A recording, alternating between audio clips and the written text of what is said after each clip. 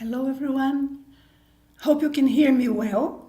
I am going to check with you my audio first of all because I have a couple of options in one of our last talks. The audio was not so good. So you tell me if this one is okay. I am using this lap microphone, but also I have another option. This is option one. You let me know which one you hear with better volume and very clear sound. So now this is option two. Could you tell me option one or option two, which one gets better signal there for you, please? Thank you for your patience. But option one, Dovi, thank you. Okay. How are you doing, Dovi? Nice to see you here with us. Thank you, guys. So nice when I recognize your names and we can have a feeling of being in the same room. It would be lovely if there would be an option for you to open your camera and close whenever you want, so we would be together. Anyways, it's such a great pleasure. For those of you who are with me for the first time, thank you for joining, for clicking here. We are going to have a wonderful talk today.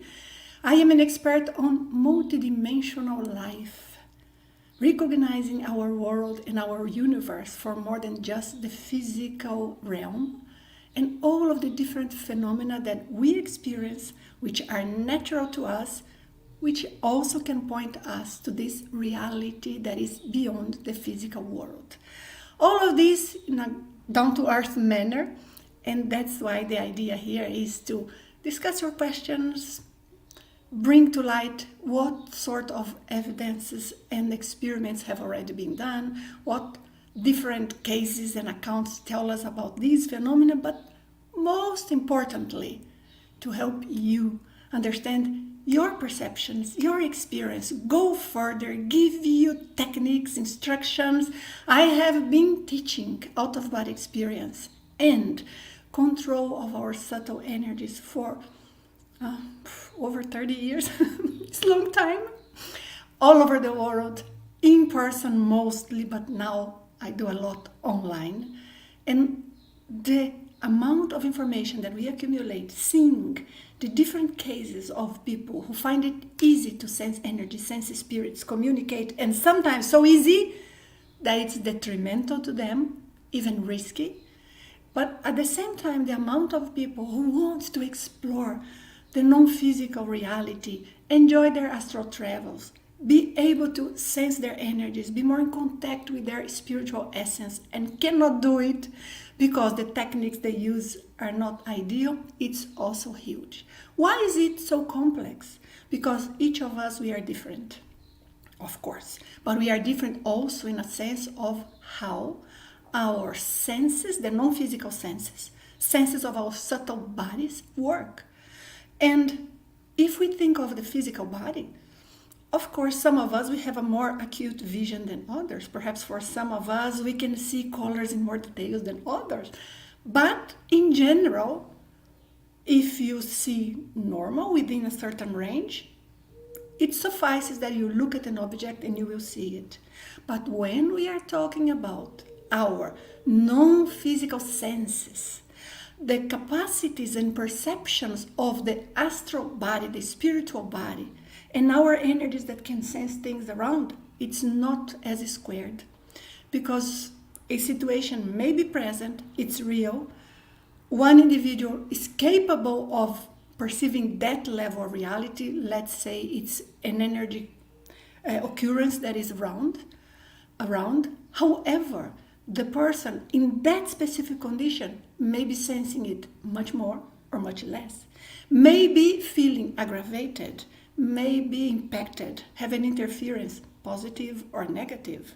But usually an interference is negative. But the person may be, affected in different ways.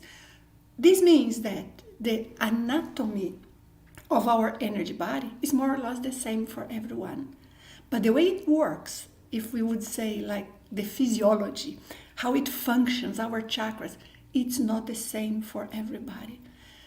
And then comes the complexities, because we have sometimes perceptions that one day you go to your grandma's house and you sense a presence, or you get a message in your mind, or you see a light in a corner, or something spooky or something pleasant, but it does not repeat, so you have no way to study it.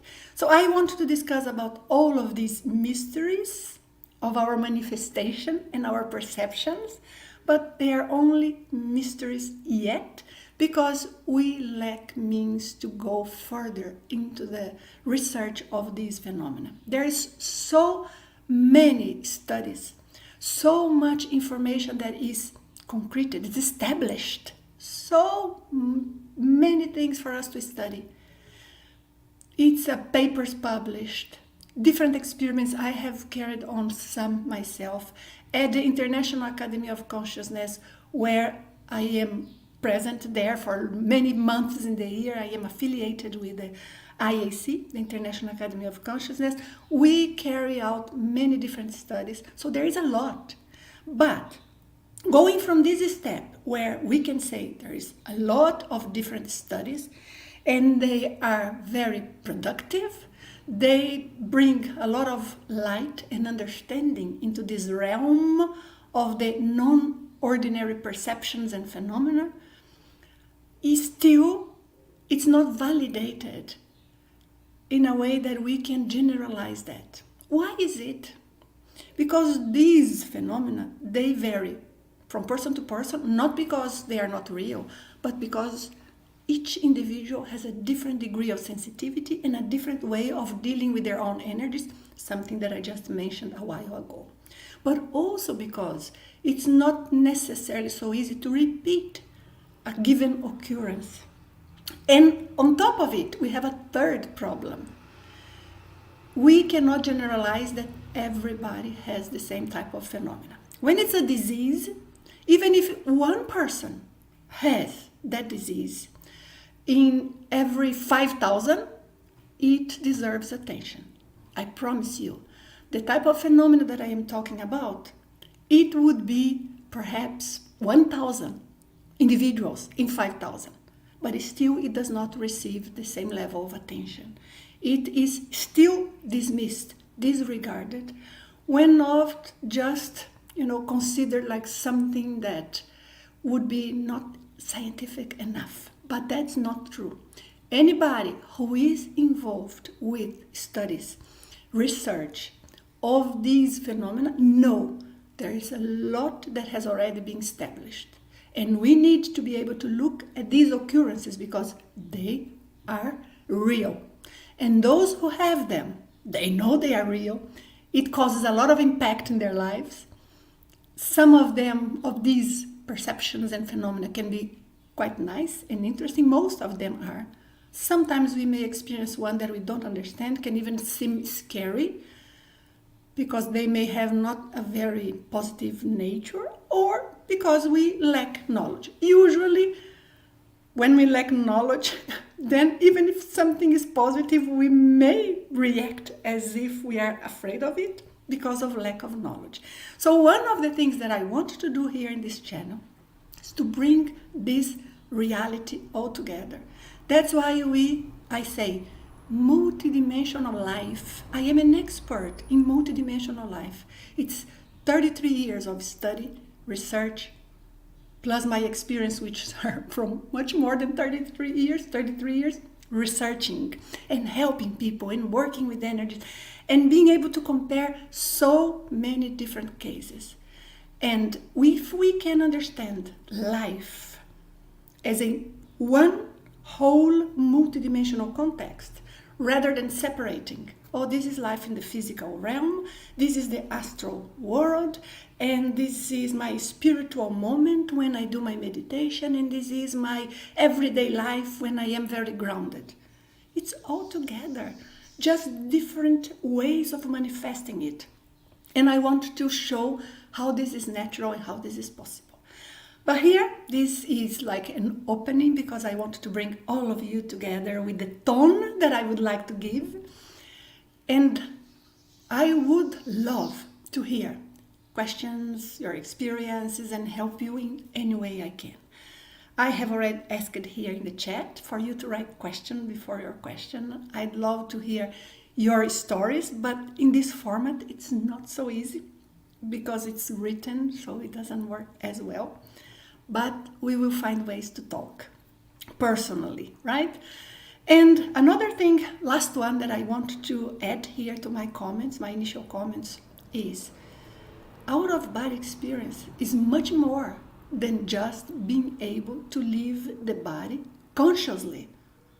Because when people study out-of-body experience, they go for a technique to be able to do it, a technique to be able to do it. Because fully controlling the capacity or our capacity to detach from the physical body consciously is something complex. It's not difficult, but it's complex in the right sense of the word, because there are too many variables that we need to understand, we need to master, we need to adjust. Sometimes it takes half an hour only for one last muscle to relax enough so you can leave the body, and by then you are already impatient. Too many variables. So it's complex, not difficult.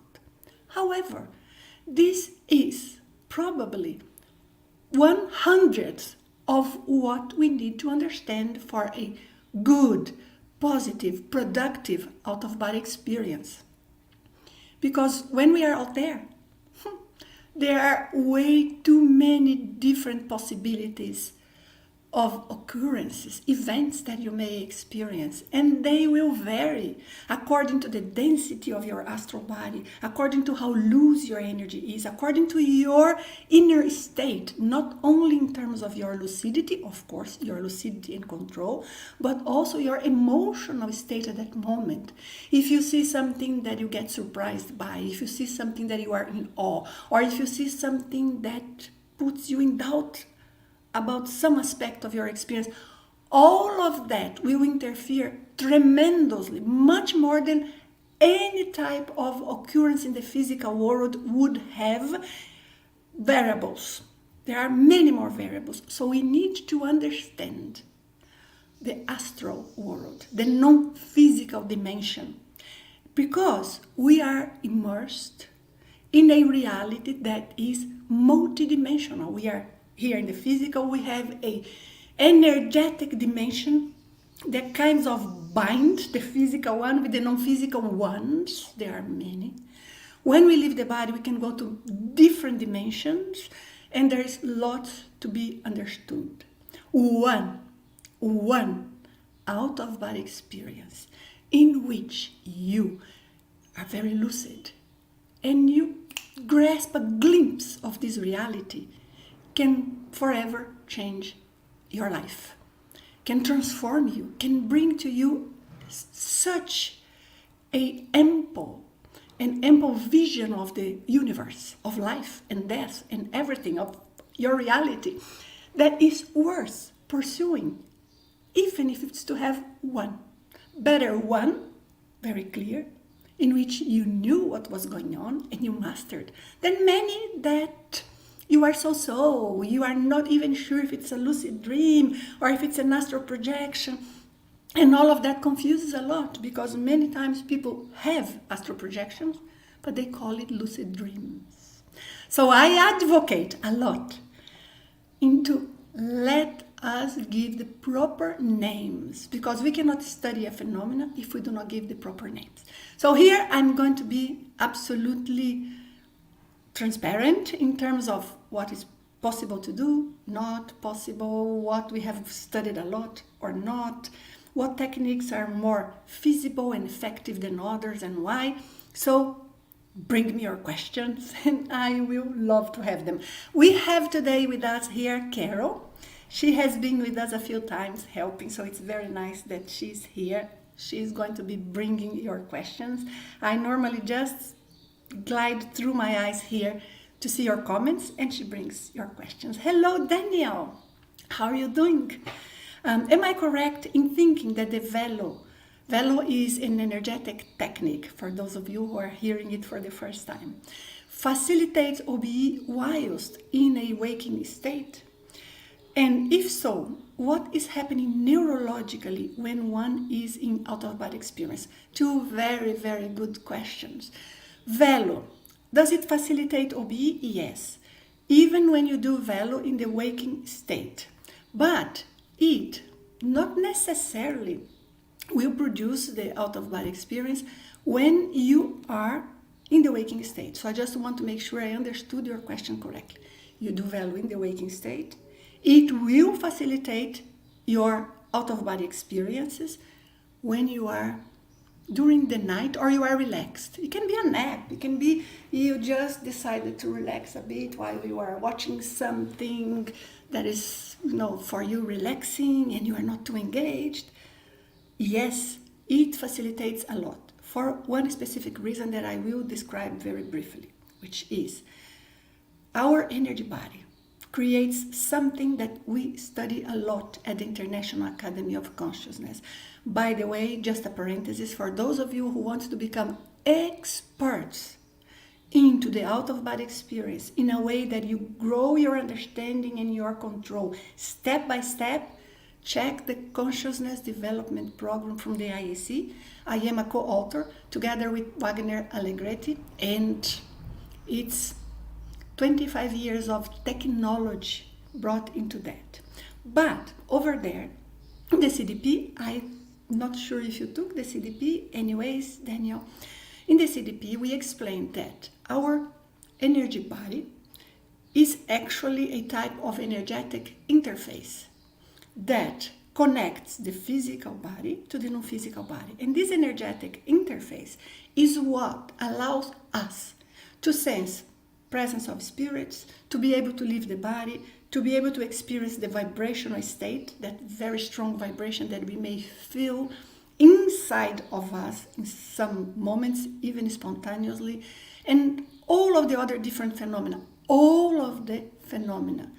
which are not purely physical, therefore something in the realms of the psych capacities, paranormal phenomena, all of them, they involve, in a way, these subtle energies. That's why when we do velo, we are adjusting our energetic interface. What will happen, Daniel, is not only that our energies become more flexible, more loose, and therefore easier for us to detach from our bodies when we do a technique, but also we will start remembering more our experiences. Initially, most of the time, we start remembering more our dreams, then our lucid dreams, then our OBEs, and then we start becoming more aware of energetic phenomena around of us. For example, you go to lie down and you may experience something, just to give one example, there are so many, but as if you feel something like is moving, like a little noise around of you or inside of you. One possibility of hundreds of possibilities, but that is perceiving your energetic interface, perceiving the energetic dimension that is connecting the physical world to the non-physical world.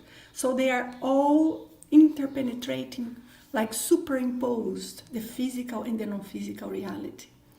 Only that when we are in the physical body, we are kind of stuck with a tool, the physical body, that allows us to perceive the physical world.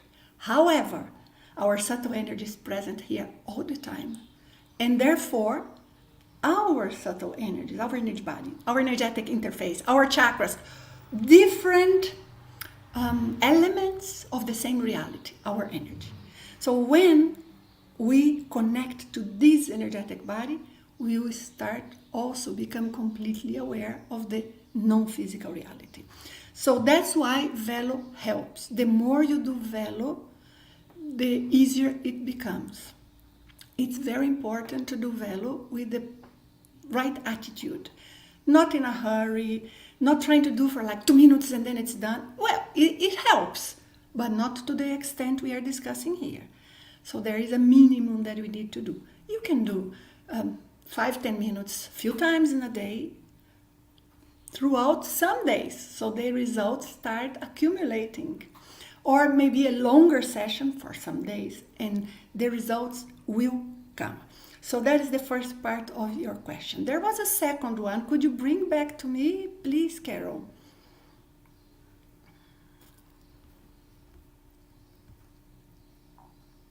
No, it's not this one, right, Carol? Yes, thank you. So, what's neurologically happening when we have an out-of-body experience? It's quite interesting because what happens is that our physical body is in a state as if we were in a deep sleep. According to research, but also when we have a lot of experiences, we start observing what's going on. From the perspective of someone who is observing the body, the brain waves are usually in theta or delta even. Most of the research points out to theta because delta is not so easy for us to produce at will just by relaxing. And there are so many other types of brain waves and patterns to be studied. But the body is in a very low metabolism. Actually, Daniel, I'm going to add something here. One of the greatest challenges for us to leave the body is the physical body. And normally we are so concerned with techniques that are stratospheric and complex. Relax the body properly. Relax, relax. Stay calm, not sleeping. Put your body to sleep and remain awake and wait. There is only one option. When you get to the perfect level of relaxation, so your body will be as if it were sleeping deeply, and your mind is still active, then your non-physical body, your astral body starts to detach, and many sensations come, many experiences come. These can be trained, but we normally have to follow a certain sequence in the training, understanding our energies, observing what pattern of thoughts come there, because sometimes there are things that are interferences of non-physical beings, spirits around, or the type of energy that is in the environment, or even the energy of somebody who we work with, and we come back home with those energies, or maybe energies and non-physical companions like spirits with someone who live with us, for example. So all of that will interfere in our experience. And when it does, we can be super relaxed, we can be super focused, everything can be okay in terms of how to develop the technique. However, we don't get there. And we do not get there because there are other energies interfering. Velo, which was the core of your question, Velo will even create a condition in which you will, or whoever practices it, right, but you here, will be reducing the interference of these external energies. They cannot penetrate you as much. So it's absolutely worth doing it. I hope I could comment on what you were addressing here. Is that okay, Daniel? Thank you. Hi, Andy. So you are reading Journey of Souls from Michael Newton. It's such a coincidence because today I got the book and I say, I'm going to bring to show it. Here are you showing it in a way which suggests that souls choose bodies that match their character flaws for growth purposes. What do you think about this idea? Yes, but the idea there is not so much that they choose bodies in a sense of the biological mess. Because if we are in a body that works well, it can be adjusted to our characteristics and personalities. But this is part of it. This is part of it because when we are perfecting our manifestation, our attributes, all of the attributes of us as consciousnesses. We are consciousnesses. We are selves, beings, whatever you want to call it, spirits, who inhabit different bodies. So of course, the body we have here now adjust to what we have to learn. The only thing here that I don't like, but I read the book and I can understand the difficulty in explaining that to a very broad audience. Choosing, it is not the right word, but it is like the synchronicities, what comes as natural to us. That is the case, because who are our parents, where we are born, what type of body we end up being born in, all of this culture, the culture we are born in, the country, everything is related with the information that is impregnated in our energy. So it's a type of energetic code that is there in our energetic interface. For those of you who are with me in the multidimensional force field, energetic force field bootcamp, we discussed a lot about that. But this code is what established what will be the synchronicities, what will happen in terms of the future moments for each consciousness. So all of this is integrated. It's a balance of things. It's not a so objective math in the sense of mathematical thing that you can calculate, because one person may have a lot of affinity with a couple in a given country. However, that person, that consciousness, before being born, has a lot to fix in karmic terms, just using the word to say places they have lived before, which is another country. Therefore, which of the two has a greater weight? Connecting with that couple there, who that consciousness has a lot of affinity with, or going to that country where there is a lot to be done. There is lots of energetic connections that will happen that are important, that consciousness, that spirit be present there. So it's not so mathematical, but absolutely yes. By the way, I love the way Michael Newton puts it, because he does not come from a background where he had already a lot of ideas about these things, and he started bringing as he discovered. So I love it, and he's one of the very few, if not the only one to this depth, individuals, authors and researchers who studied or addressed life between lives. This is a very difficult topic, because the only way we have to study it is through near-death experiences and out-of-body experiences.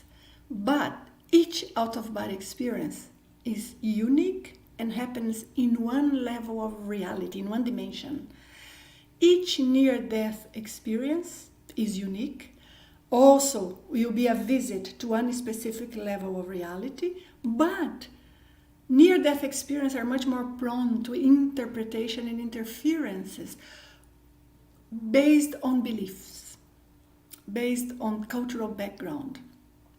So, but that's the only thing we can use to study all of that. And he got different materials, so I admire that a lot, and I love the work he did.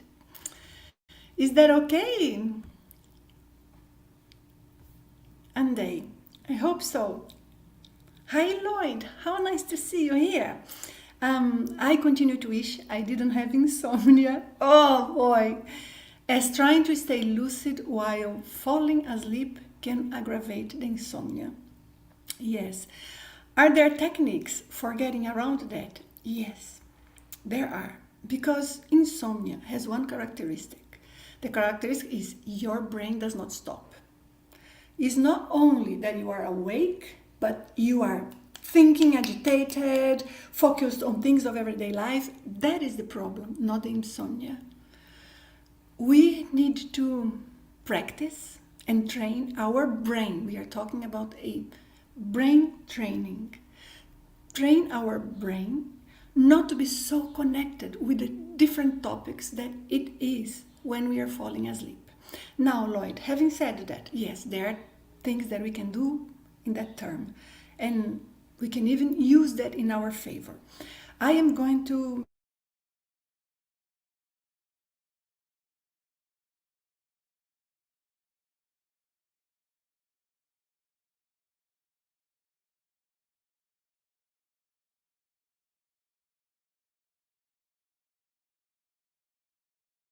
connected. Am I back? My camera disconnected, right? But you guys are seeing and hearing me well, right? No? Why not? You need to tell me what's going on, Carol. Or one of you, if you can comment.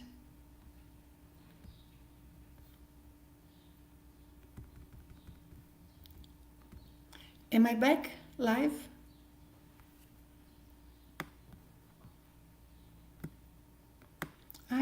My internet here is excellent, but I think it's some process with the camera. I am back. Thank you, Lucky. Thank you. So we were discussing about Michael Newton, right? The period between lives. I even lost what I was saying, but no, there was another question. Can you bring the question again, Carol? Lloyd, yes, Lloyd. So I was suggesting a few things that you could do to deal with insomnia. The first one is do a long velo. Okay, I'm going to be awake for 5 hours. I'm going to do velo for 2 hours. Because there is a point of looseness of the energy body and a point of silence of the energy that we get that for many people put them asleep, for me as well. So I think you should try and see how it works in your case. So that's one thing.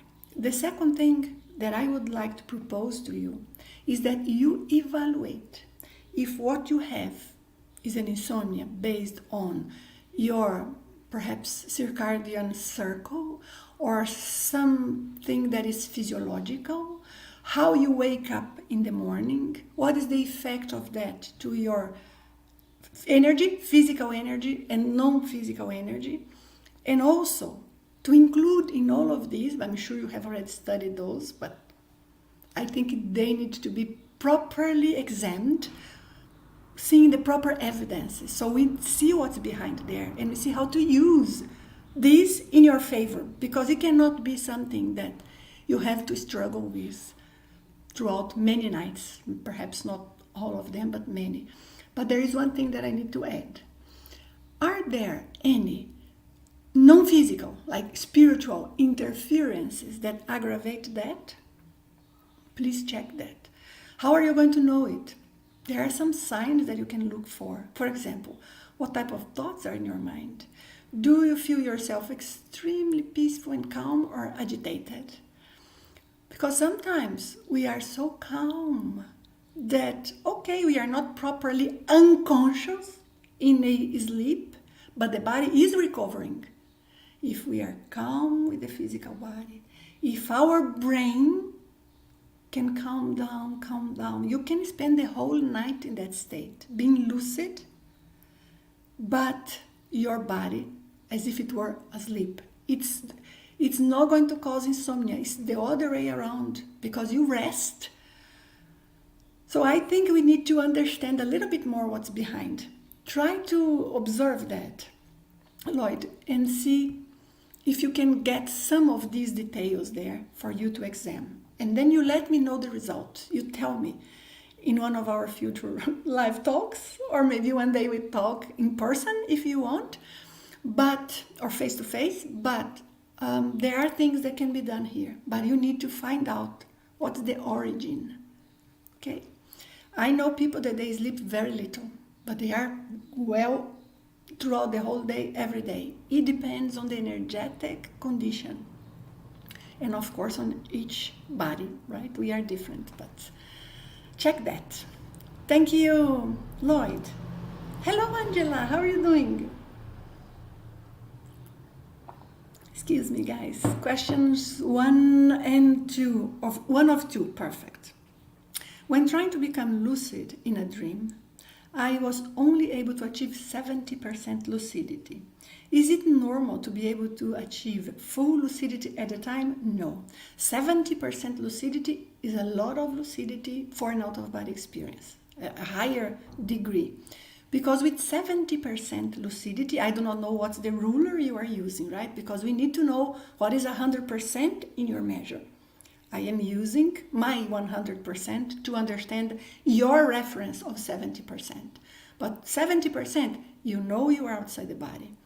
You can choose what to do. I want to move from here to there. I see somebody I want to approach. Oh, I see something so beautiful floating and want to check what that is. I want to visit Japan and I'm going to be going there. You have control of the experience and you know you are projected with 70%.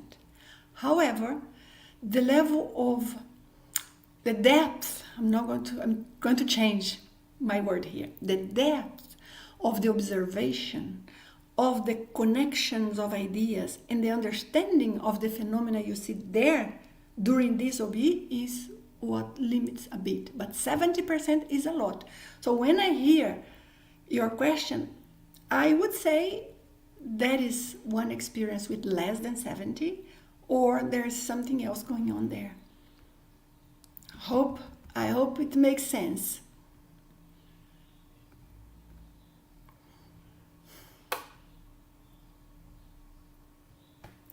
While partially lucid in a dream, I tried to jump up and down to get out of my body. I felt a pair of hands grab my ankle. Is it normal to have hands grab your ankle when trying to do this? It's not normal in a sense that it's common, but it can happen. But when you felt that, it's possible that it was not only a sensation that you had that was not connected with anything. It's very possible that a spirit guide, so a non-physical presence there, grabbed you to help you detach from your body, because that was your goal. So that is quite interesting experience, Angela. What happened? You came back to the body. Were you concerned, afraid? There is a plane passing by, but I hope you still can hear me.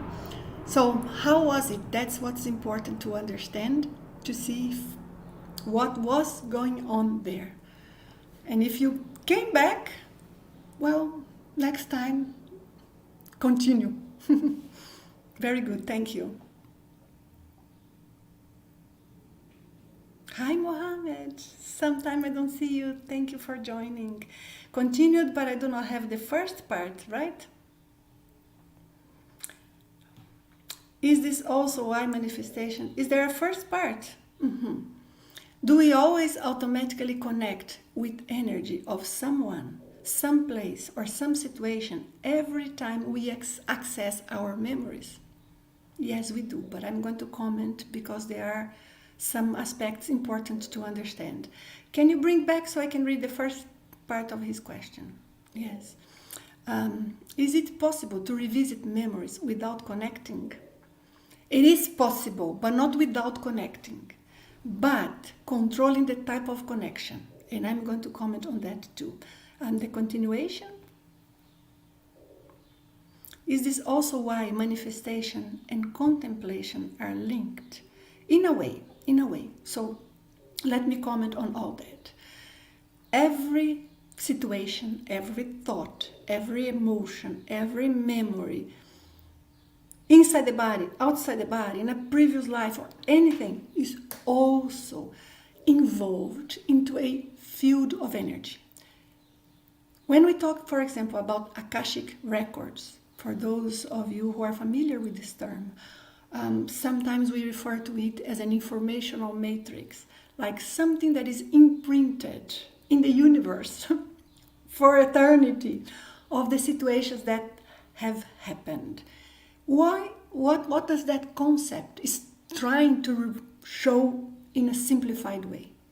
That energy is always carrying information. Right now, in this moment, what I am doing and what you are doing over there at your houses is imprinting some energy to this very moment.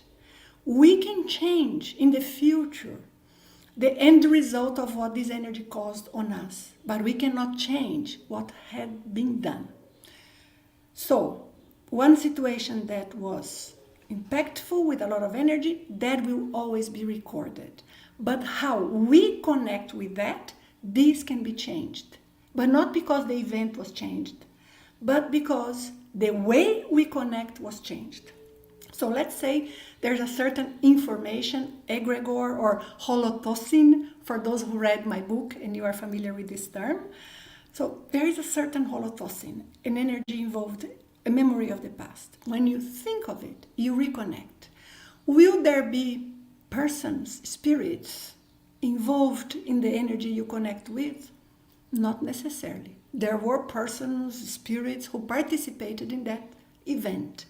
Even if it's, I remember when I was alone in a neighbor's house that was perhaps empty, and I sometimes would sneak in there.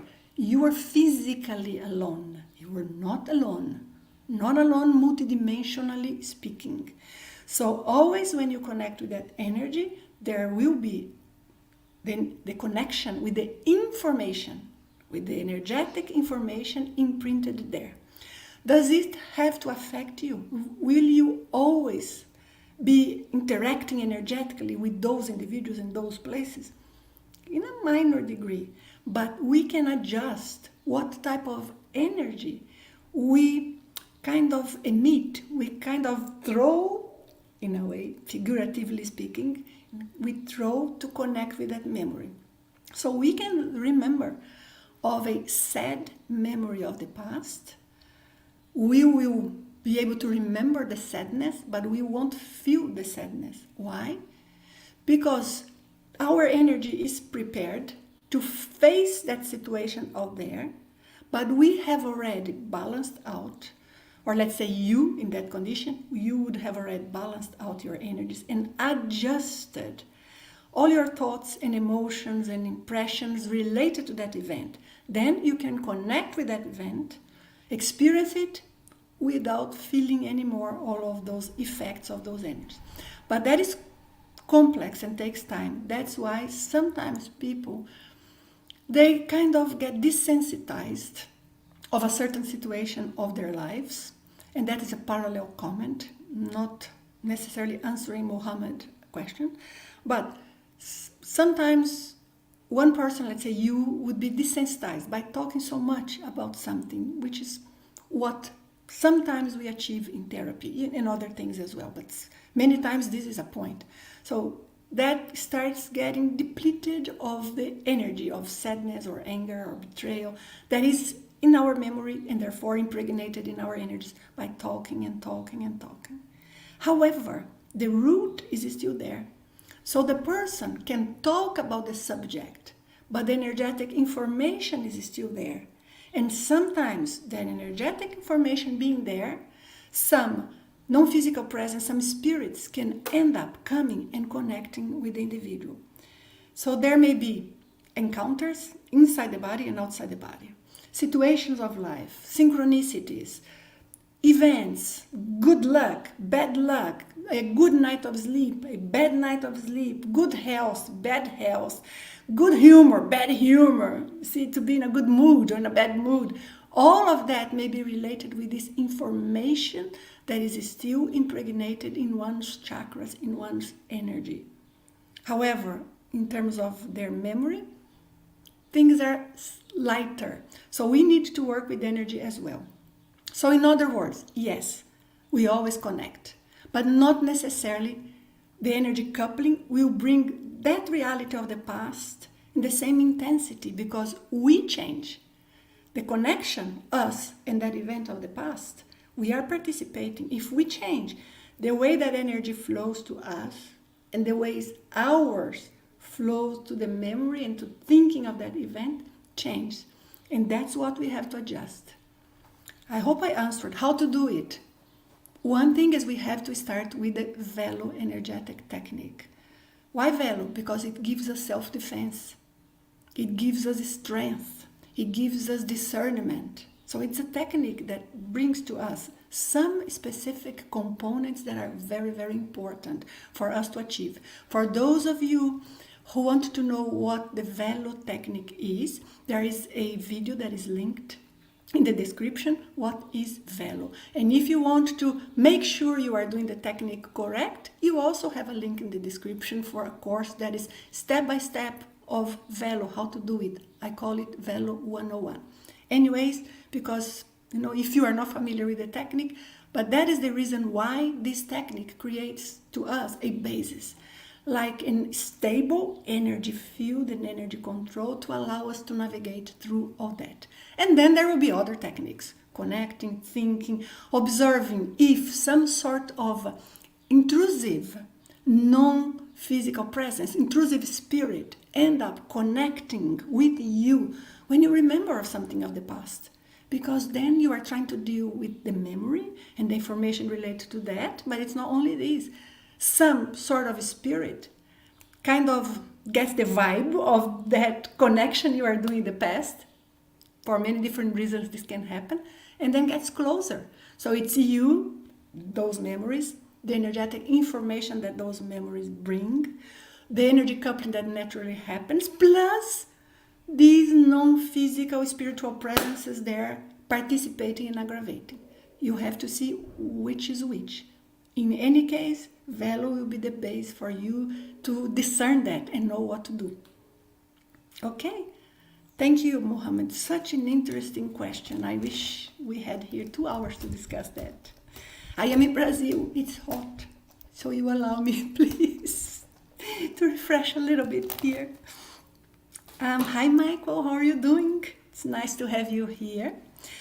What recommendations do you have for someone having spontaneous, deflected Kundalini rising and uncontrollable spontaneous OBEs? Velo technique, because that will balance out. What Velo does is that it goes through all of the roots of the thousands of chakras we have. So it's not 1 or 2 or 7, it's many. So it goes to the root there inside. So it starts balancing out our energy. When it's too active, too flexible, too open, we are losing energy, it tends to compensate. But if there is a blockage, because the energy is flowing there inside of our body in a certain way, so it's important that it is done correctly. It's not important. Look, for Velo, I'm going to repeat this for the 100th time here in this channel. For the Velo technique, you don't have to be an expert and do perfect and achieve perfect results, because if you guys could do that, we wouldn't be doing the technique, because we would have great control. Same for everybody. So what we need for Velo is to focus that and be sure that we are doing it correctly, with more effort, less effort, sensing more, sensing less, having to push more, having to push less. It doesn't matter. What matters is we are creating that movement. We are working on what needs to be worked inside of us, energetically speaking. So it adjusts. It will reduce the intensity or flexibility of some chakras, increase the intensity and flexibility and activation of others, expel sometimes intrusive energies that just penetrated our energy, makes it harder. It will make it harder for some types of spirits to connect, to poke us, to, kind of produce effects on our energies. This type of symptom you are describing is very typical of someone sensitive, therefore who can sense their own energy. Does not mean we'll necessarily sense everything and every technique, but yes, you can sense it. You know something is going on. But what is going on is not you alone. I guarantee you. By the way you are describing, I can read behind it. There are other non-physical presences participating. Can be even that some energies around of you, even of your bedroom, for example, participating. Sometimes there are spiritual presences that are connected with people that sometimes you have a contact with, and they will press the buttons, manipulate your energy in a sense of producing these effects. So it's not only you balancing out your energy, It's you balancing out your energy, gaining control, and at the same time observing all type of intrusions. Problem is that they come so sneaky that sometimes they even affect our thoughts. They may even make you think of ideas that will aggravate these phenomena, and they just make the idea or the thought pop in your mind, and you try to push it away and it comes back. So our fight, but figuratively speaking, in this case, is not only with you balancing out your own energy, but balancing out, creating self-defense, creating awareness of this, and then understanding what's prompting it. But Velo will work on your self-defense, work deeply, profoundly on your self-defense. Look, guys, I have, since, let me tell you when, it's now 24 years, it's a lot. I have been doing experiments with people in which I check their self-defense. And many times people tell me, well, I have a different technique, or I like to do different, or sometimes they don't even tell, they just do different from what I propose them doing so that I check their self-defense. Because I normally tell them, do your velo, and now you'll see how much external energies can penetrate. But when they do that, sometimes it's reasonable, it's kind of decent self-defense, and all of a sudden, it's gone. Energy starts entering. So then when I talk to them, I say, what happened more or less at that time when your self-defense went away? Oh, I tried a different thing. Oh, I tried to create like a shielding around. Oh, I tried to push your energies away and push everything away so that I would do my self-defense. Technically, all of these things can help, but only when there is something, it is something very minor. I know exactly when the person starts doing velo and stops doing velo, because I see how much external energies I sense, can penetrate their field. So velo works perfectly for this. The problem is that sometimes when someone is already affected by that, then you try to do velo and you cannot, because you are already affected. So the point here is learn, practice, gain control, because when there are interferences, you will be able to act upon it. And I guess that's what needs to be done. I am concluding, and it's going to be a matter of a month, a course on Kundalini, explaining some of these facets, trying to bring light into this topic. So I hope that will help. Keep an eye, do your velo, trust yourself, trust your velo. Do not let your energies work out of control and produce phenomena out of control. Nanci, how can I stop? By being more decisive, more determined. It's not a matter of energetic strength. It's a matter of strength of your spirit, of your decision. No, this line here, no one can cross. It has to start with that. Because what we think of a situation of life, of ourselves, of what we deserve, of what is right, of what is wrong, what we think is the core of what we will use to control our energies, to impulse. So you will use your will to observe what's going on, your will and your awareness, to observe what's going on and to deal with it and to do the velo technique. But if your spirit is already broken, you do it, but it's not enough. It's almost as if you put a pair of glasses that are very, very dirty, and this would be like feeling defeated from the beginning. So this is the pair of glasses, very dirty. And I try to see what's going on. It's not going to work. Wash those glasses, which means I can do it. And I am going to put a stop on it. It may take 1 week, it may take a month, it may take me 2 hours of velo, 20 minutes of velo, whatever it takes, I will grab control of this. Then you can do it, because then your glasses there are washed and you can see what's going on and you can act. Never mind if you feel very subtle your energies or if you don't feel much. We are not interested in feeling. We are interested in doing velo correctly, because someone who is sensitive senses a lot of energies and it's already having some experience that I have a very strong confidence that it's being also caused by external spirits. What we sense is not what's important. How we control our energy is what's important. I explain all that in the Velo 101 course that you have listed the link here. Okay, guys? So that's the best I can help with the information I have. Thank you. That's such an important question. Thank you. Hello, John. How are you? Comment, not a question. Okay, John. I've been doing Velo for about a month.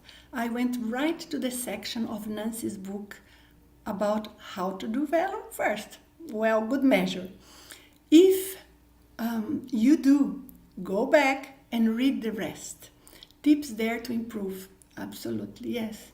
Because my book, Vibrational State and Energy Resonance, discuss a lot about Velo and a lot about the research I have done. But I wanted to bring some basis of arguments and the whys for each of the statements that I put in the book. And I wanted to make sure that I put as a hypothesis or a speculation what is just a hypothesis and a speculation. So sometimes it gets a bit theoretical at the beginning. So absolutely, you want the practice, go there, how to do Velo. That's it, and use that part. Then you start having reaction sensations. Go there, how to interpret my sensation. What is the vibrational state? How do I know I am in a vibrational state? Everything is very well separated and explained, but a bit technical indeed. Thank you very much.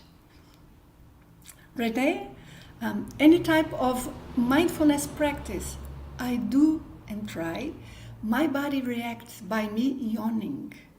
How can I negate or surpass this problem? Thanks in advance. Renee, first of all, there are two things there, okay?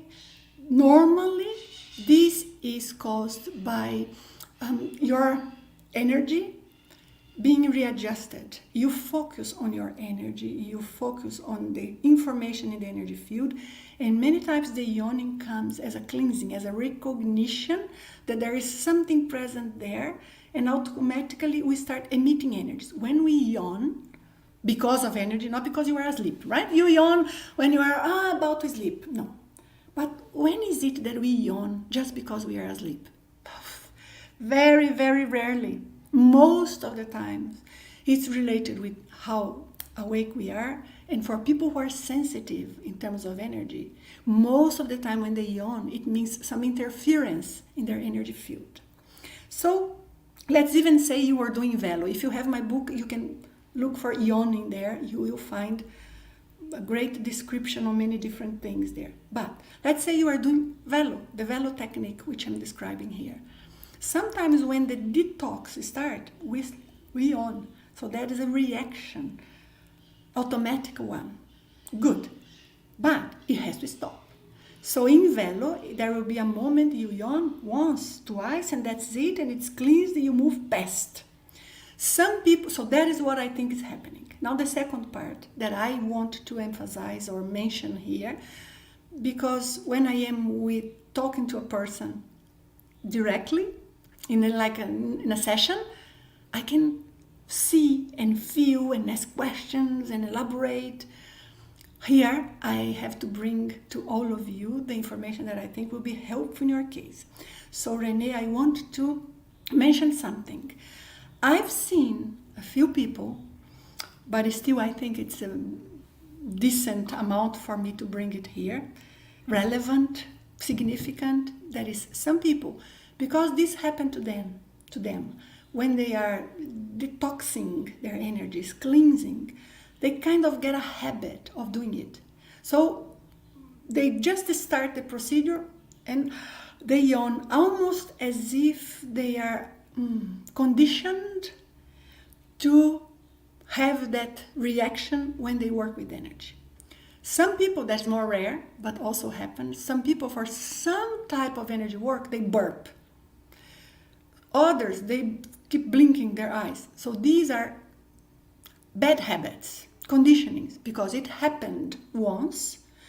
Perhaps it happened a few times because it was really happening, and then the person gets used and connect with that and keeps bringing that type of energy there. So you check. It comes spontaneously. Do you need it? Or you just feel like you can't stop it? When the yawning is related with the energy work, each yawning produces a change in your energy field. And you will yawn 3, 4, 5 times, 6, 7. Hardly will be more than that. And then it goes away. It goes away completely. You do not need to yawn. You don't even think of it. Your energy changes. If this is not happening, then you may be into this conditioning, habit, situation. And that is a bad thing because you end up holding yourself into that level. You do not allow your energies to change the regimen, the condition they are, and you do not explore all of the different angles of the energetic phenomena you are experiencing. So you try to check which of the two, but sometimes yawning at the beginning of a practice, it may be possible and more common to some people. Never ever should be every time. If it's every time, either it's a conditioning or something is wrong around. What the heck? Every time I have to do detox and cleansing? If you do, for example, very early in the morning, still you have to do that. We should wake up without interferences. Now, if you came back from work, well, that's more explainable because you came back from work, you saw so many people. Sometimes there are residue of their energies on ours, and then that's a way of kind of releasing them. But again, for a period of time, shortly, and then it's gone. Okay, so but what concerns me here the most is you say any type of mindfulness I do and try cause this. When you say any, in my mind I also read every time.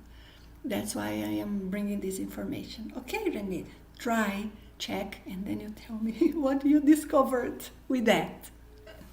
Very good. Hi, Bernard. Nice to have you here.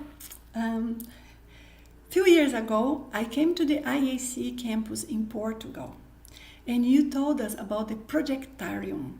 For those of you who do not know what that is a structure that we have at the IAC, International Academy of Consciousness campus in Portugal, and that is a structure, it's a huge building actually that we built with the purpose of facilitating out-of-body experiences. We call it a lab for self-experimentation. People go there to see how it goes, what they learn about their out-of-body experiences, but it's a lab for one person. So it's a session of one person each time. Anyways, this is what Bernard is referring about. So I told about the projectarium, where using a computer generating random images, you did some double-blind experiments. Yes. And the double-blind experiments we did in it was an event, group of people that went to the campus with the purpose of producing out-of-body experience. So we would teach techniques and go with them and guide them through the techniques. And we use like these random generated images with double blind and with an external auditor, just to take advantage of that wonderful opportunity and all of those wonderful people working to leave their bodies, to see if we could also learn more about perceptions. So our experiment, it is described in details in it's what the Journal of Consciousness that we published for many years. And we presented the results of that experiment, the partial results, right? That what we had at that time. We presented in a conference. But what we wanted to examine is how we perceive and how we remember our perceptions, how we perceive when we are outside the body, and how do we remember upon waking up what we have perceived. So that was the goal, the object of the experiment, what we wanted to check. And we got very interesting conclusions from that, very interesting results. So the purpose was not to prove the out-of-body experience.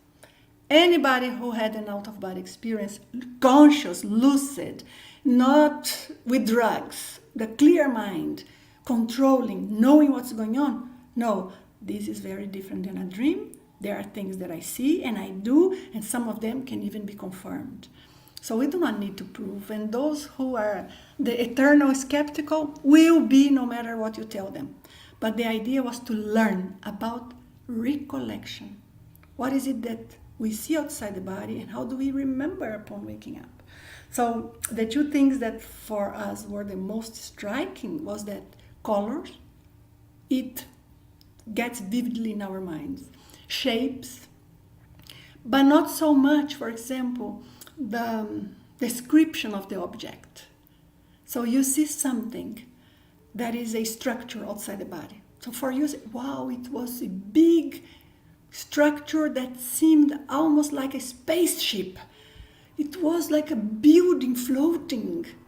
But when we come back, what aspects are the most relevant? It's not so much what the building was used for. It's not so much who was there. Not so much. Doesn't mean never, right? But what sort of a non-physical technology was used there? Why was that present in that condition? But rather the image, the appearance, the shape. See, that's why we have so many sometimes descriptions of people who see this sort of thing, but they cannot interpret. And then they sometimes just interpret based on their own beliefs and conceptions. But that was the experiment you are referring to, right? It's very nice. So it's published in one of the journals of the IAC. And it was, the partial results were presented in 2002 when we had done only 2 experiments. Now we have like 10 experiments accumulated. But we need help in almost like collecting the information from all of the many reports and putting them in a way that we can do statistics and we can pinpoint some of the experiments and then do a qualitative study. But that's it. The information is there. But our main goal in those cases, of course, our priority was to help those people who were there to have their experience. So we had to combine the interest of people in coming with our interest in learning more, which we did very well. It worked very well. Thank you for your question. Very nice. Bernard. I think I remember you there. I think I remember your name and you. Hello, KL. How are you doing? You are so happy there in your photo, in your profile. Nice. Are you here in physical higher or lower than the astral levels? Are we here in physical higher or lower than the astral levels? When we are here, it's because it depends on what you are meaning by higher or lower. If you are meaning in terms of quality, in terms of being positive or negative, the answer is it depends. If you mean in terms of density of reality, density of dimension, because when we talk about a multidimensional reality, we have 2 things. One is the density of that given layer of reality, which I'm calling a dimension, and what happens there. In the physical world, if you examine the quality of this physical world, it's very different. If you are there, perhaps in your house with the energy very balanced in a very nice neighborhood, and you work with energies and there is no spiritual interferences, as compared to a place where there is torture and people suffering and lots of prisons and war. So physical world, it's very complex and very difficult to answer this. In dimensional terms, in density terms, density of the matter that is present in each of these dimensions, in this case, physical is lower, it's denser. I'll say lower, meaning denser. It's because, of course, the terminology you used, I'm not sure I know what exactly you mean by those words. But denser is physical is the denser. That's why when we are in the physical body, we tend to sense the physical body clearly enough. I cannot say 100% because there are so many functions of our organs in our bodies that they happen automatically when we are not conscious. But yes, we are more conscious of this body. What about the energy body? The energy body is the second one here. And the energy body, which is the energetic interface, as we explain in the consciousness development program. And we give all of the details of that. But this energetic interface, it is pertaining to a level of dimension that is a little bit subtler, less dense, but it's very close to the physical one. That's why we have so many sensations and experience that are related with these subtle energies and with our chakras, which are part of our energetic interface. And then we have a whole complexity world here, all of an extra physical level, but with many different layers and dimensions, each of them with different energies. So in terms of density, these are subtler. But in terms of quality of information, you can visit a place in your out-of-body experience that can be in terms of the information, in terms of the positivity or entropy of the energies there, worse than the worst place in the physical world. So that's why we have here different angles to observe that. When we study about the non-physical or astral levels, we have to define which aspect we are discussing about, because we could study an out-of-body experience in terms of the level of lucidity we are, the level of density of that environment, or the level of density of our astral body at that moment, or the type of energy, the information of the energy that is there, the characteristics of the consciousnesses, the spirits who are present there, and so many other things. That's why it's not so straightforward for me to answer that, but I hope I could bring some light into this very, very important and interesting question, KL. It was very nice being able to discuss about this. For you guys who are interested in the Consciousness Development Program, I'm going to ask Carol to leave a link in the description of this video. And the link is not there, okay, Carol? So if you could check and put it later for us. So if somebody wants to know about it and be able to take advantage of it, we will be together because I teach many classes there, but then we go to specific points. Very nice. Okay, just for those of you who want to know, where do I find this? So I'm going to mention it here. So yes, if you bring, hi Etiel, it's very nice that you could join us live. Thank you. Whenever I try to activate my crown chakra, I notice a significant increase in intrusive thoughts. Is that a sign I'm doing something wrong? Or is it simply due to an increase in energetic sensitivity? No.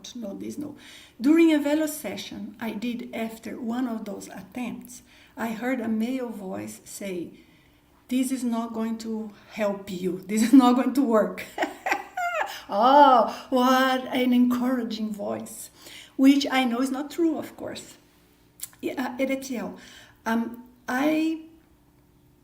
the thing is, whenever I try to activate my crown chakra, what technique are you using to do that? I think that is one thing, the only thing that we need to address here. What is the technique you are using? Because it's very possible that the technique you are using is, in a way, making this chakra more loose and sensitive, while the energy, your energetic environment, the energy field is still not stable enough. That's why I even have videos explaining about this to all of you. When we work to open our chakras, to activate a chakra, to be more sensitive, these techniques, they are good, they can be used. We use them in the consciousness development program. We teach them. I sometimes conduct exercises in which I help, but there's a way for doing it. There is an internal attitude, there's a type of attention, the sequence of the exercise. There are many things to be observed. If one is in their own houses and just start opening the chakra, this can be very good experience and even help you leave the body consciously, or can produce this sort of thing. Does this mean we cannot do it? No, we can, but once we see, it's not working the way I wanted, let go of this technique and use another one. And observe, is this because I do this and some other consciousnesses, spirits, end up being able to connect with me and they were not able before? Or is this because they want to take my motivation away? Of course, from what you heard, they want to make it more difficult to you, take your motivation away, and of course because you are doing something well, otherwise they wouldn't bother to try to stop you. So there is a good aspect behind it, but you cannot insist in a technique that is producing this result. I would, in your place, first do a long velo. In your place, okay? I'm not saying this for everybody. It's for Etiel based on what he told me. Long velo. Long is what? 15 minutes. Do it well done. Enough for you to feel, okay, I created some sort of activation. You don't need to sense. You will know. If you don't know, you assume it and you will learn by seeing the results. So you do velo. And then what you will do is observe your overall energy and try to see if you can activate that one chakra. But you need to know what is going on in your mind at that moment. You need to have a goal. So what is my goal? Just to open my chakra. Just to have experience. But why do we want to have experience? We need a why. It's not, I am curious. Good. It's okay to be curious with spiritual experience. It is okay. It's healthy, as long as everything is clean around. When it's not, what is healthy is that we get prepared, we know what to do, we cleanse energetically the environment, and then let's be curious. Is it possible that one would have a lot of negative effects by, for example, having an out-of-body experience if the technique's not being done well, or in a situation like Etiel told us, there is some intrusion that end up happening? Is it a problem? No, you won't die because of it.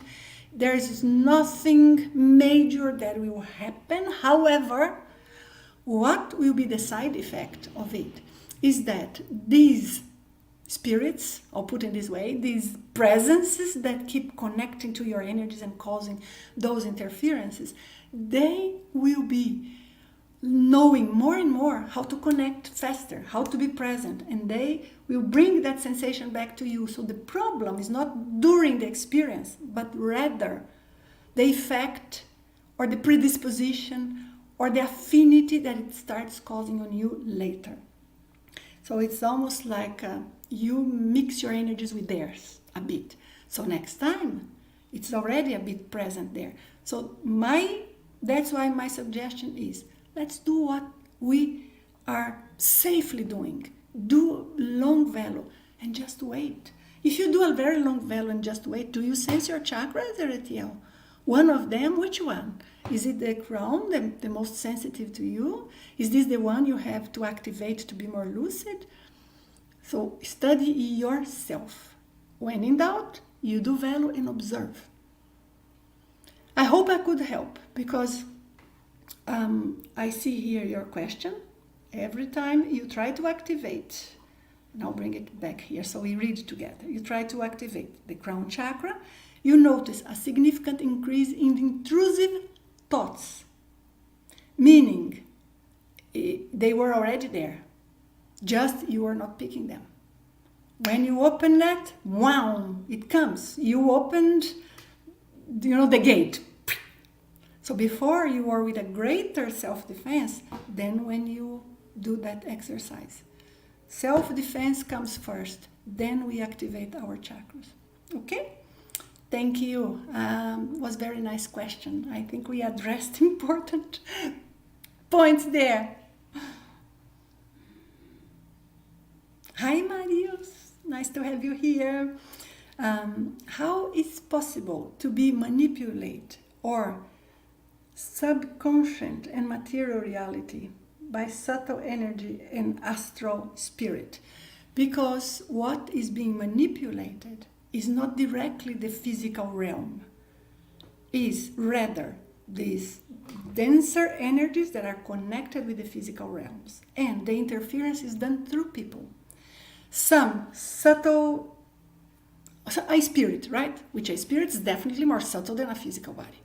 How do they affect the situation here? By affecting people. Affecting people. Making people enter in the type of mood and thought and intentions and flow and syntony that they want to.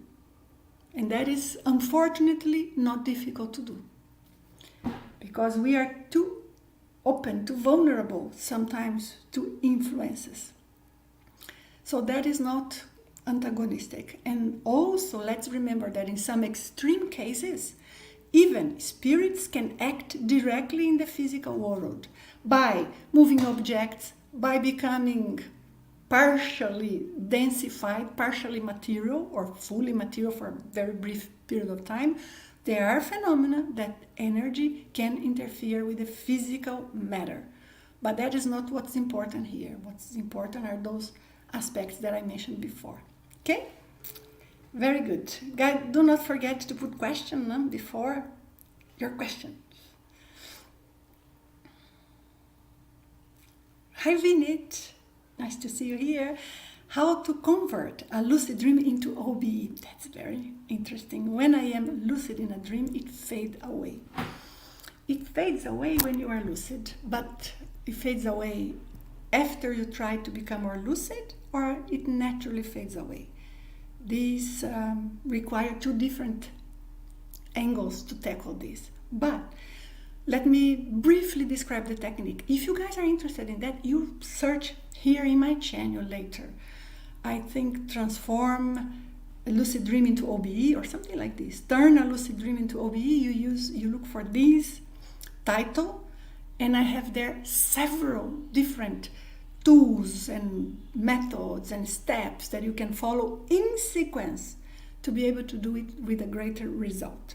But the principle is very simple.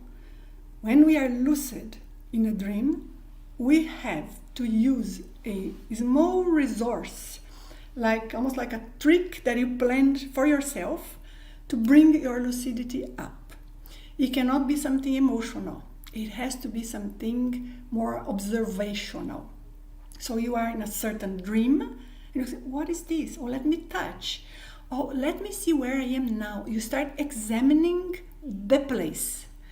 When we are in a lucid dream, usually, and you are not examining, for example, let's say this is part of my lucid dream, right? So if I say, oh, this is great.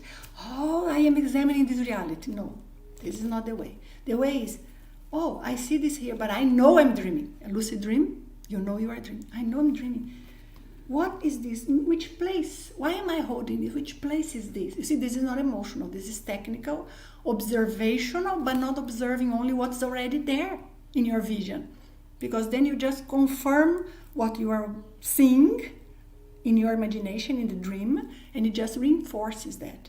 So it has to be a balance of questioning the reality and saying, I want to know what's really here, where I really am. Don't say, I want to wake up, because if you are close to your body, you will return immediately. If you are further, normally you end up coming back. So no, you do not want to wake up. You want to be lucid. I want to see where I am now. And then many different situations can happen. Sometimes it dissolves, it fades away, and then it's like you are not seeing anything, but that is the transition of the vision. You are already outside the body. And sometimes you do this, and the lucid dream was happening when you were inside the body. Then you will become lucid inside the body. So that is the only thing we can do. But reinforcing here and emphasizing something I said in the beginning. So many times we have real astral projections that are not very lucid, perhaps 50% lucidity, which is decent-ish when we are in a projection. But let's say 50% lucidity.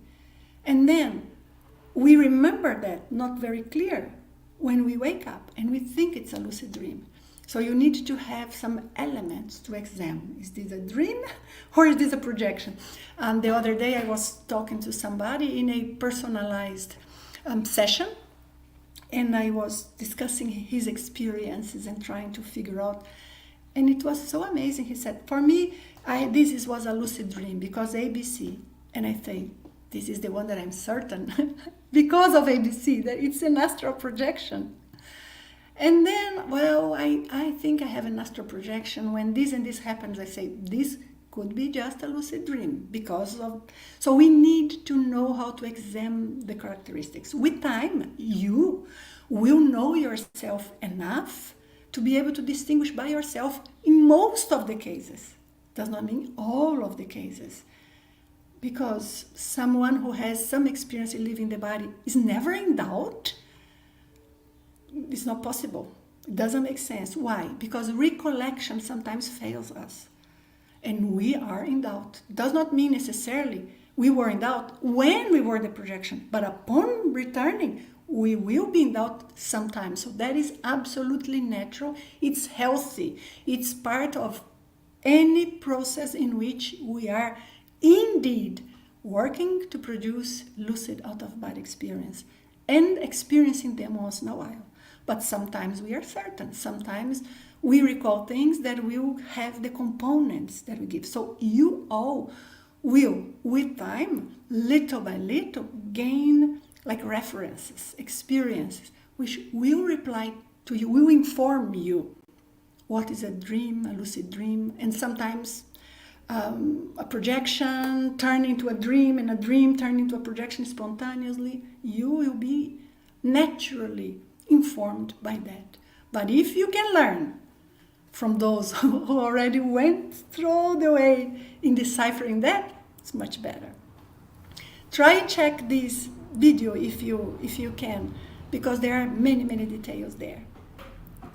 Actually, I have 2 videos on lucid dream. One with some components on how to distinguish a lucid dream from an OBE. And another one, how to turn a lucid dream into an OBE. Very good. Hi Carmen, how are you doing? What percentage of people cannot have an OBE?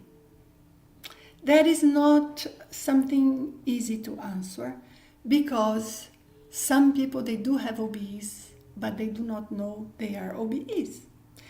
What is the percentage of people who cannot? Who cannot, you mean no matter how much they try, they will not? Is that what you mean?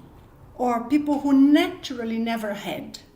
If it's who naturally never had, that is difficult to answer. We would have to do a study with a specific number of people with certain characteristics, and we would know the answer for that specific type of public, type of participants. But if you mean cannot, no matter how much they try, I would say it doesn't exist. Everybody can. Everybody can leave their bodies. But for some people, there are so many conditionings and fears and bad habits, and they don't relax enough, and their brain is not trained to not fall asleep too early, or they have experience and they don't remember because the transference of the information from the astral body into the physical body doesn't work so perfectly as it should. So for some people, it is a lot of little or big things to adjust. But everyone can. Everyone can. You know why? Everyone has a physical body, an energetic interface, as we explained in the consciousness development program, and it works in the specific ways, and everyone has a non-physical body, an astral body, which also have their own characteristics. So everyone can.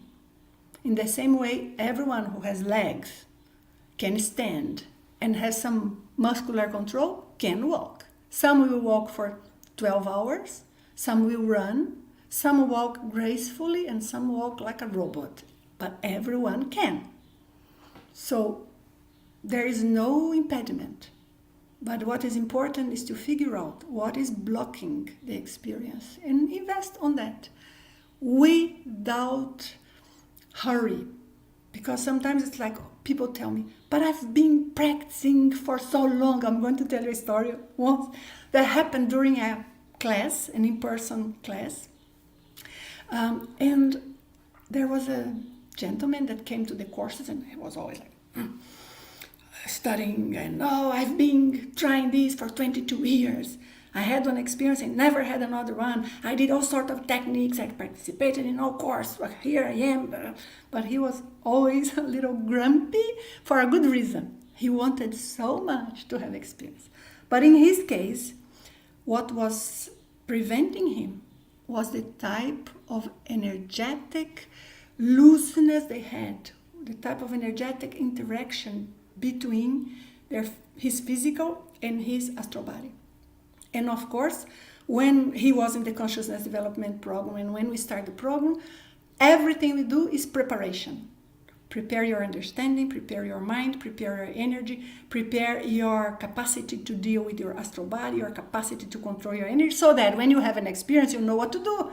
And you can go further instead of just you wait and nothing else. So we go step by step. And that guy was there. We start doing the energy practices and helping him and following and and then gets the moment in which we all lie down to have our experiences. In one of these practical sessions, there was an exercise in which he then started leaving the body for a fact. And he started feeling the disconnection. And okay, now it's happening and floating. And he saw a pair of hands, so probably some sort of spiritual mentor who was there, extending his hand. He saw as a male figure extending his hand to him to grab so that he would go out. Sometimes mentors do that, not necessarily to push. Sometimes yes, to help disconnect, but usually no. Usually is to create a connection with the non-physical reality, because what's happening? The person is inside the body, connected with the physical world. There is a noise in of a car passing by. They sense the badge, they sense their clothes, they are breathing, so there is a connection with the physical world. And then this connection starts. There are sensations, they start lifting. But until we create a very strong connection with the astral world, with the non-physical dimensions, we are still halfway. So in this day, he knew for a fact, if I do this, if I think of holding this hand, I will be out. So it would be his rapport with the extra-physical dimension. It would be his push. And he was happy, but he was so happy and so surprised that his heart started beating so fast, and he came back. And then he was telling me, I was teaching the class that day, and then he was telling me, what? I have been working to have this for 20-something years, and now I will notice that I was afraid of holding that hand? Finally. Okay, so you discovered something else there. You had a little fear of that final step. So that's why we need information. The more information we have, and the more we do the right energy practice, it's preparation, but without the right preparation, we have one experience and we don't have anyone else, because this guy had one experience when he was a teenager. And all of those years he spent trying to have a second.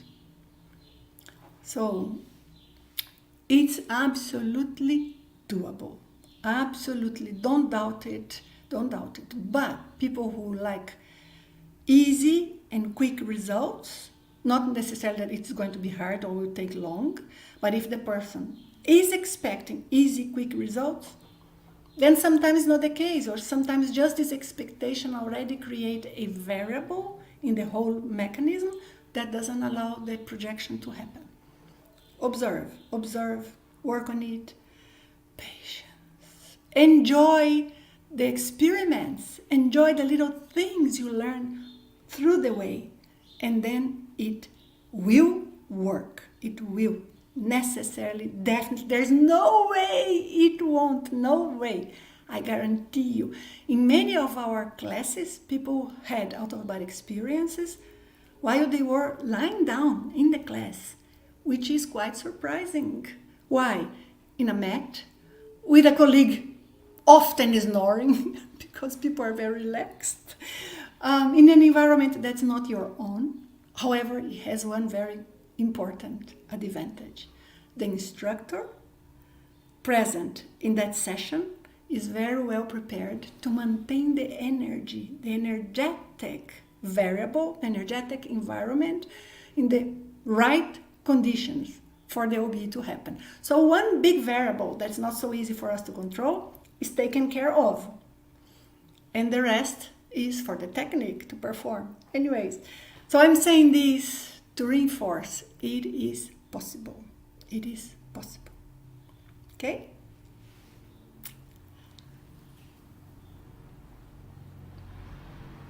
Our time flies, huh? Wow. Perhaps one or two more and we stop. Okay, Carol.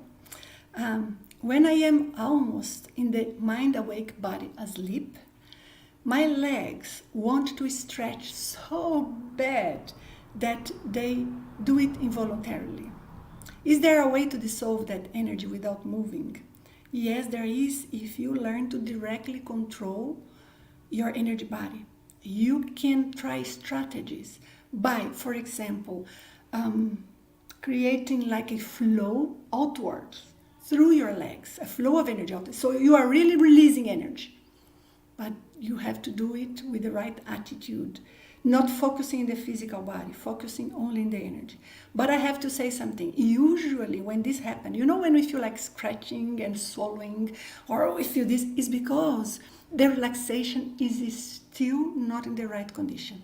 So you are telling yourself, body asleep, mind awake, which is to reach what I said before. Let your body go to a deep sleep. You remain lucid. So you keep telling that to yourself as a way to prompt this condition. I see value in that. However, if the relaxation is not at the right level and you are aiming at leaving the body, these things happen. So you swallow, you feel like your eyes get sometimes dry, or you feel like stretching, or some part of your body twitch. All of this is because the physical condition is still not ideal. The blockage there is physical. But you can try using the energy technique that I mentioned. Depending on the factors that are present there, it may help. Okay?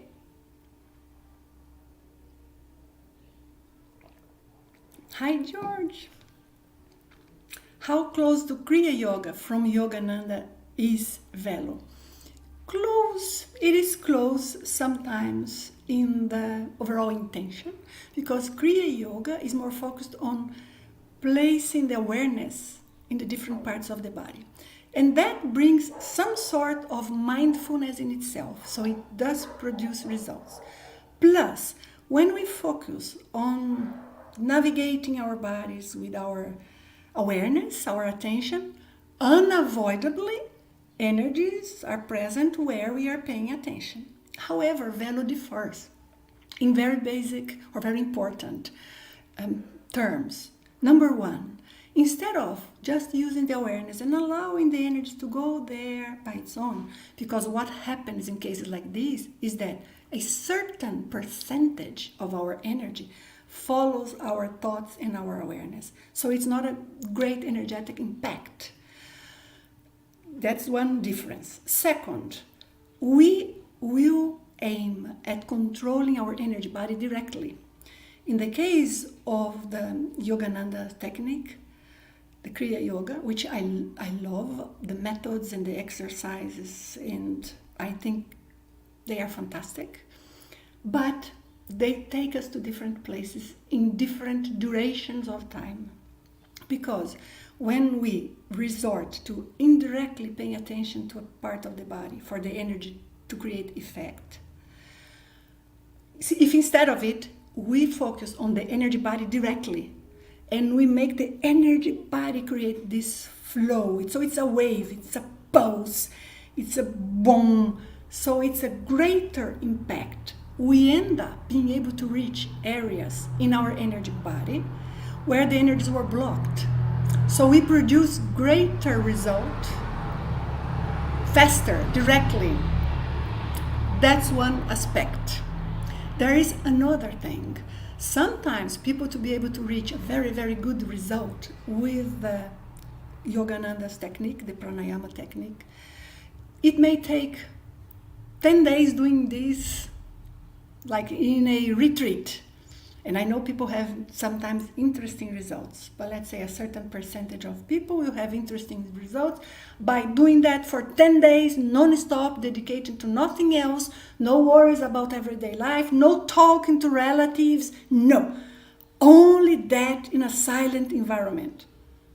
Do Velo for 10 days like this, and you will tell me what will happen, because we go much further. We are acting directly upon the energy body. And therefore with Velo, we are very active.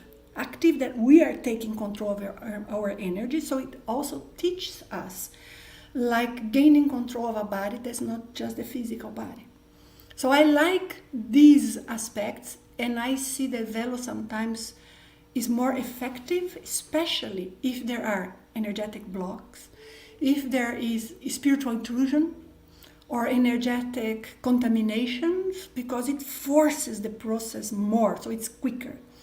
But there is a resemblance, yes, I even mentioned that in my book and bring a reference, and that shows how ancient the logics of the technique is.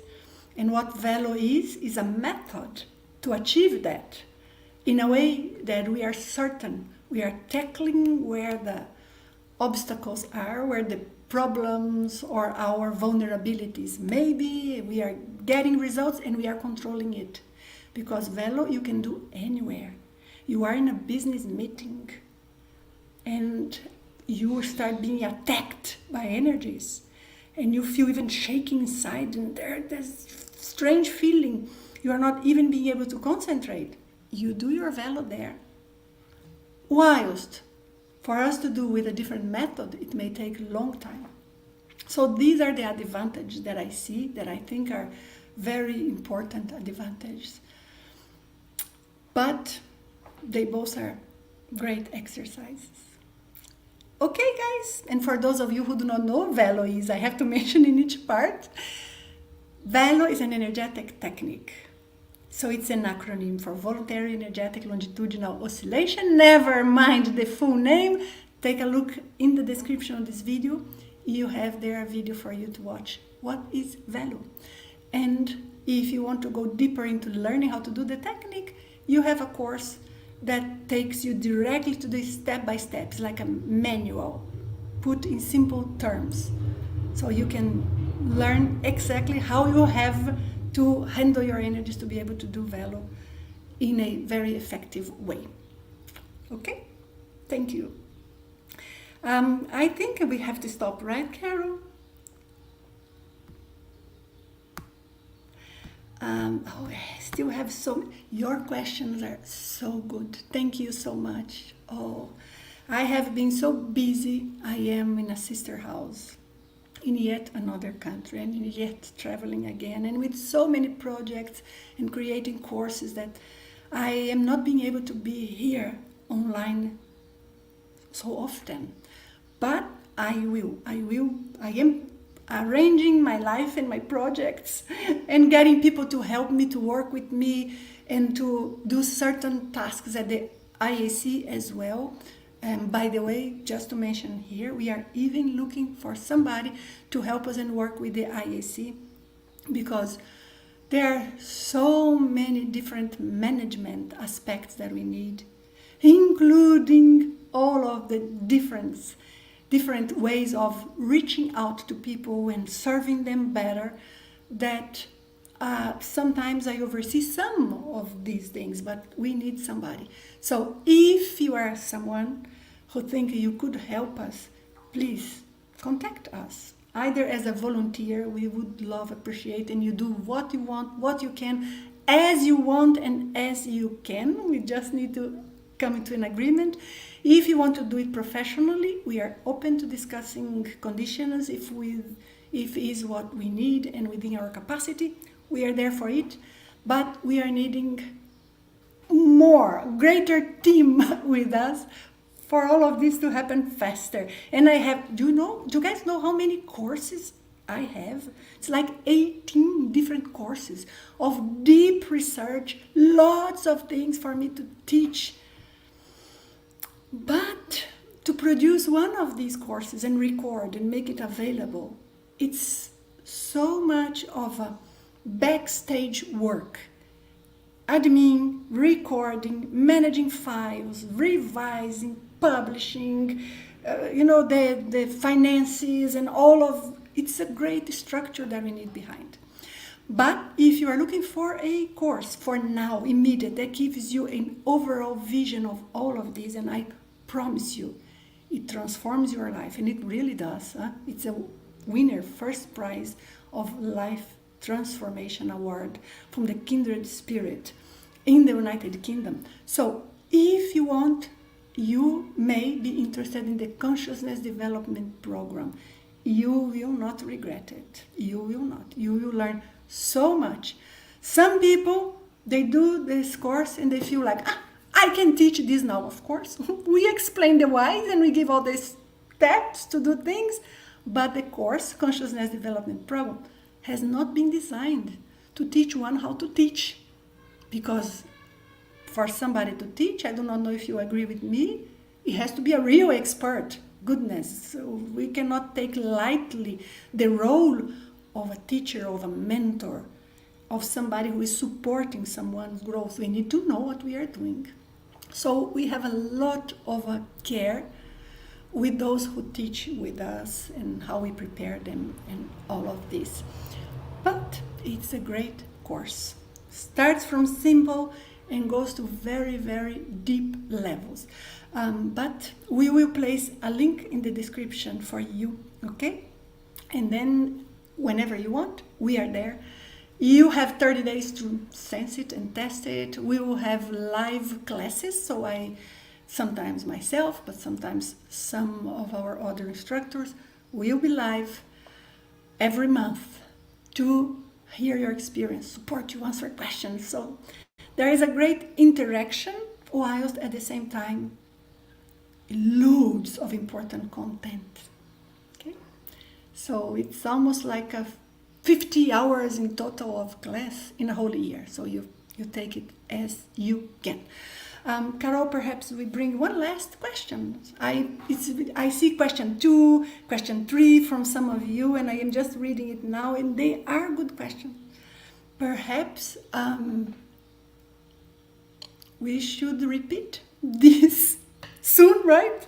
And you guys, whom I could not address your question, please join, bring them back. I will, with great pleasure, discuss that. Lala, another question. During meditation while lying down, it happened a couple of times that energy is so intense and the sound of Om repeats 3 or 4 times.